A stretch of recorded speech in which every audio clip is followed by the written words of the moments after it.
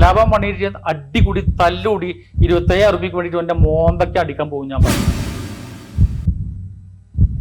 നീതിയില്ലായ്മയും സത്യമില്ലായ്മയും സ്നേഹമില്ലായ്മയും ഒരു കടപ്പാടില്ലായ്മയും കമ്മിറ്റ്മെന്റ് ഇല്ലാത്ത ഒരൊറ്റ ഫീൽഡ് ഞാൻ കണ്ടത് സിനിമയിൽ. കുഞ്ചാക്കോ ബോബനെ ഞാൻ ഏർപ്പാട് ചെയ്യുന്നത് പിന്നെ അവൻ്റെ ഫ്ലാറ്റ് ഉണ്ട്, അബാദ് ഫ്ലാറ്റാണ്. അബാദ് പ്ലാസയിൽ പോയിട്ടാണ് ഞാൻ കുഞ്ചാക്കോ ഇങ്ങനെ ഇരിക്കുക. ഞങ്ങള് കുഞ്ചാക്കോ പോലെ ഒരൊറ്റ പടമില്ല, ഒളിഞ്ഞിരിക്കാണ്. കോൺട്രാക്റ്റിൽ ഒപ്പിട്ടു. എന്നിട്ട് ഞാൻ പുറത്ത് നിന്നപ്പോൾ ജയ്സിനോട് വെച്ച് ചോദിച്ചാൽ എത്ര നമ്മൾ കൊടുക്കേണ്ടി വരാം, നിങ്ങളൊന്നും മിണ്ടാണ്ടിരുന്നേ, പക്ഷേ ഇട്ടാ മിണ്ടാണ്ടിരിക്കുക, നിങ്ങൾക്കൊരു 5 ലക്ഷം രൂപ കുഞ്ചാക്കോ ബോബൻ കേട്ടോ, ഒരു 5 ലക്ഷം രൂപ കൊടുക്കാൻ പറ്റുമോ? 2.5 മണിക്കൂറുള്ള ഒരു സിനിമയിൽ 2 സീൻ മതി. നീ എസ്റ്റാബ്ലിഷ്ഡ് ആവും, നിന്നെ ആളുകൾ അറിയും. അങ്ങനെ വന്ന ആൾക്കാർ എത്രയോ എത്രയോ ഉണ്ട്. അത് ചെയ്യ്. നിനക്ക് 2 സ്റ്റണ്ടിന് വേണ്ടിയിട്ട് ഈ വെറുതെ കോടികൾ ചെലവാക്കലേ. ഇപ്പൊ അവസാനം ഇപ്പോ നാദിർഷനെ വെച്ച് വലിയൊരു പടം ചെയ്ത് 13 കോടി രൂപ പോയി. ഒരു നയാ പൈസ കിട്ടില്ല. ആളുപേരും പറഞ്ഞില്ല. എൻ്റെ ആത്മാർത്ഥ സുഹൃത്ത്, എൻ്റെ കൂടെ ചേർന്ന് നിൽക്കുന്ന മനുഷ്യനാ. ആ മനുഷ്യരോട് പറഞ്ഞാൽ മനസ്സിലാവണില്ല.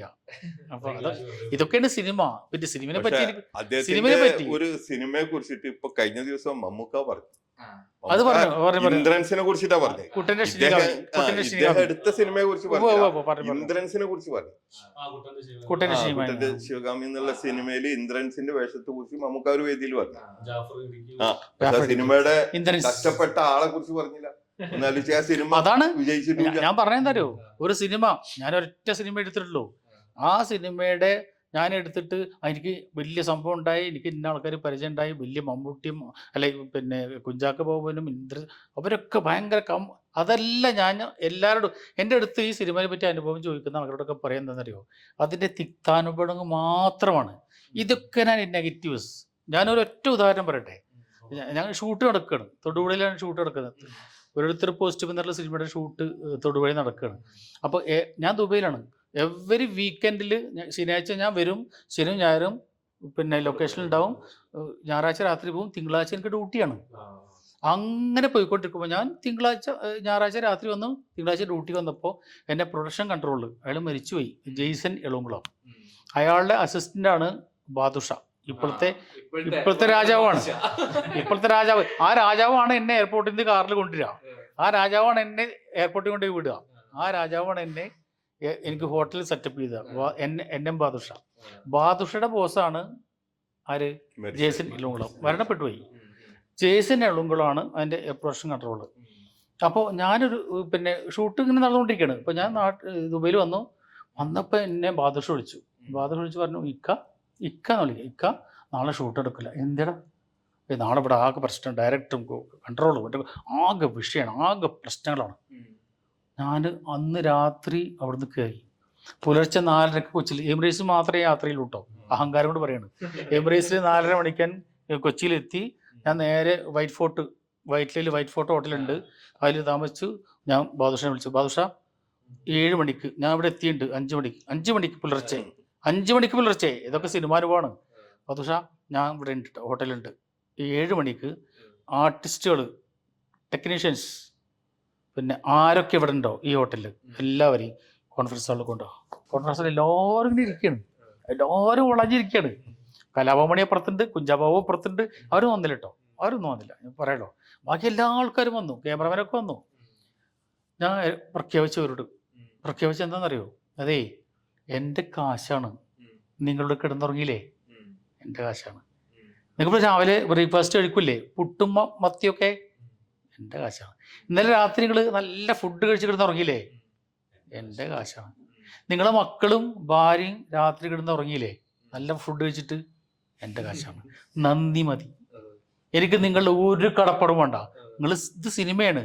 നിങ്ങൾ എന്നെ സ്നേഹിക്കണ്ട, എന്നോട് കടപ്പാട് വേണ്ട, എന്നോട് വലിയൊരു ഒന്നും വേണ്ട. ഞാൻ തരുന്ന കൂലിക്ക് പണിയെടുക്കുക. നിങ്ങൾ കൂലിപ്പണിക്കാരാണ്, നിങ്ങൾ വെറും കൂലിപ്പണിക്കാരാണ്. ഞാൻ നിങ്ങൾക്ക് തന്ന കൂലി ഉണ്ടല്ലോ, ആ കൂലിക്ക് പണിയെടുക്കുക.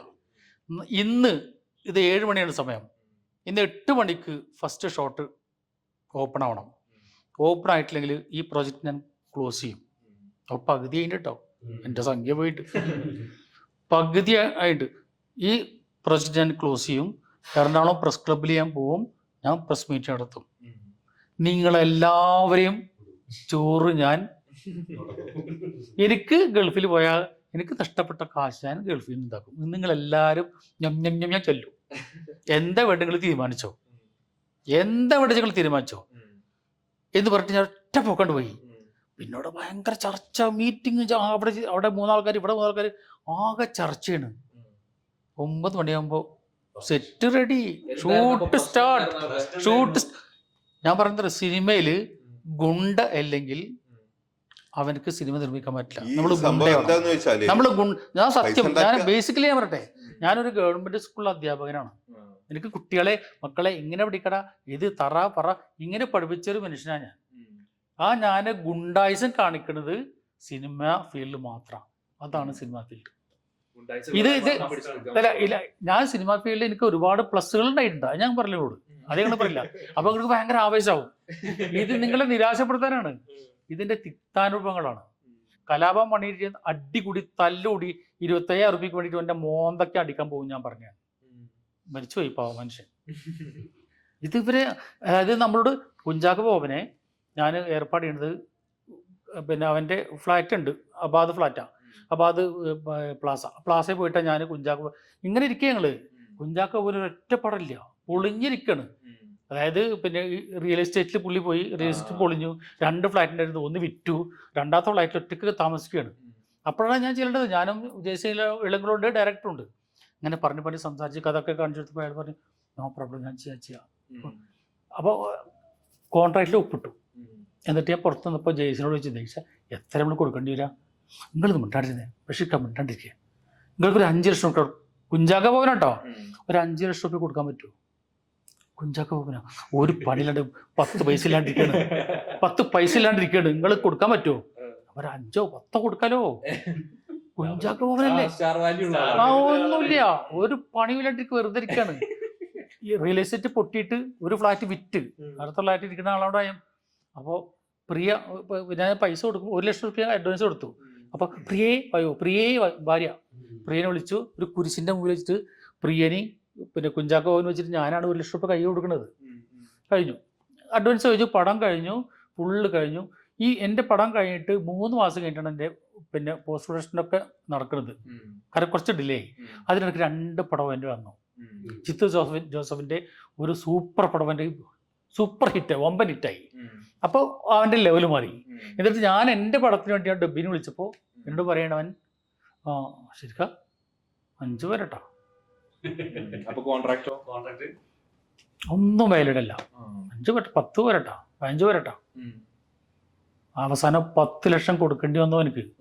കുഞ്ചാക്കോ ബോബൻ ഇന്ന് കോടി കൊടുക്കേണ്ടി വരും, പക്ഷെ അന്ന് 10 ലക്ഷം കൊടുത്തിട്ട്. ഇതാണ് സിനിമാക്കാര്, കലാപം പണിയിട്ട് തല്ലൂടിയാൻ. ഈ പറഞ്ഞ വാക്കുകളൊന്നും ഉണ്ടാവില്ല എനിക്ക്. ഇതാണ് സിനിമ ഫീൽഡ്. നെറികേടും നീതിയില്ലായ്മയും സത്യമില്ലായ്മയും സ്നേഹമില്ലായ്മയും ഒരു കടപ്പാടില്ലായ്മയും കമ്മിറ്റ്മെന്റ് ഇല്ലാത്ത ഒരൊറ്റ ഫീൽഡ് ഞാൻ കണ്ടത് സിനിമയിൽ. അല്ല ബഷീർക്ക, എന്തായാലും ഇത് തിക്താനുഭവങ്ങള്. പക്ഷെ എനിക്കും പറയാനുള്ള തന്നെ, കാരണം രക്ഷപ്പെട്ടവരെക്കാൾ കൂടുതലും വിരളമാണ് രക്ഷപ്പെട്ടവര്, രക്ഷപ്പെടാത്ത ആളുകളാണ് കൂടുതലും, പ്രത്യേകിച്ച് പ്രൊഡ്യൂസേഴ്സ് ഒക്കെ. ഇപ്പൊ ഞാനൊരു സിനിമയുടെ പകുതി ഭാഗമായ ഒരാളാണ്. ആകാശം കടന്നുള്ള ഒരു സിനിമ എടുത്തതിന്റെ പകുതി പ്രൊഡ്യൂസറായിരുന്നു. ഈ ഇതിന്റെ പേപ്പർ വർക്കൊക്കെ നടത്തിയത് സിനിമ എടുത്ത് പൊളിഞ്ഞ ഒരാളാണ്, ഒരു ദേവസേട്ടൻ തന്നിട്ട്, ഒരു തിരുവനന്തപുരത്തെ. അപ്പൊ അദ്ദേഹം ഇത് നമ്മൾ സെൻസർ എടുക്കാൻ വേണ്ടിയിട്ട് PRO വർക്ക് ചെയ്യാൻ വേണ്ടി അദ്ദേഹത്തെ ഏൽപ്പിച്ചപ്പോൾ അദ്ദേഹം ചോദിച്ചു, നിങ്ങൾക്ക് ഈ സിനിമ എടുക്കാൻ എത്ര പൈസ തന്നു? അപ്പൊ നമുക്ക് അന്ന് ആകെ ടോട്ടൽ ചെലവായുള്ള 40 ലക്ഷം രൂപ. അയാൾ പറഞ്ഞു, എനിക്കൊരു സിനിമക്ക് ലിക്കറിന് ചെലവായ പൈസ ഇല്ല. സത്യം അയാൾ പറഞ്ഞാണ്. അതന്നെ ബഷീർക്ക് പറഞ്ഞു. അപ്പൊ ഇത് സിനിമ വിജയിച്ചു കഴിഞ്ഞാൽ ഒന്നുമല്ല, കോടികൾ കിട്ടും. സിനിമ പൊട്ടിക്കഴിഞ്ഞാൽ, ഇപ്പൊ ഞാൻ നേരത്തെ പറഞ്ഞല്ലേ, ബോളാഗോളം എന്നുള്ള ഒരു സിനിമ ഏകദേശം അവര് അതിന്റെ പ്രൊഡ്യൂസറെ ഞാൻ പരിചയമുള്ള കാരണമൊക്കെ ഒരു ചെറിയ വേഷം തന്നു.